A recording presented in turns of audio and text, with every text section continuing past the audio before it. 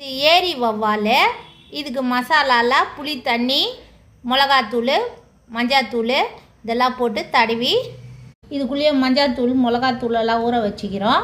10 நிமிஷம் ஊறணும் மீன். அப்போ தான் நல்லாயிருக்கும். ஊறினா தான் மீன் வறுக்கிறதுக்கு சுவையாக இருக்கும். இப்போ டவாவில் எடுத்து வச்சுக்கலாம். ஸ்டவ்வை சிறுவ இருக்கணும், சிறு தீயில் தான் இருக்கணும். இப்போ கொஞ்சம் கொஞ்சமாக அது பெரிய மீனாக இருக்கிறதுனால கொஞ்சம் கொஞ்சமாக தான் ஸ்லோவாக எடுத்து வேக வைக்கணும். வறுக்கும் போது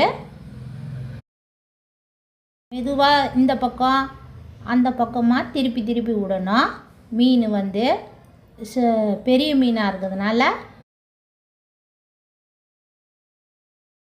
திருப்பி போட்டுக்கணும். மீன் கொஞ்சம் கொஞ்சமாக இது பண்ண ரெடி ஆகிடுச்சு. மீனை எண்ணெய் ஊற்றி செவக்க வச்சு திருப்பி திருப்பி ஸ்லோவாக வேக வச்சு செவக்க வச்சு எடுக்கணும்.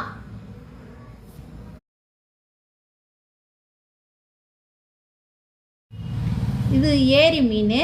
கடல் மீன் தான் சாப்பிட்ணும் இல்லை, ஏரி மீனையும் சாப்பிட்லாம். நல்லா சுவையாக இருக்கும் ஏரி மீனும். நம்மளுக்கு சாப்பிடும் போது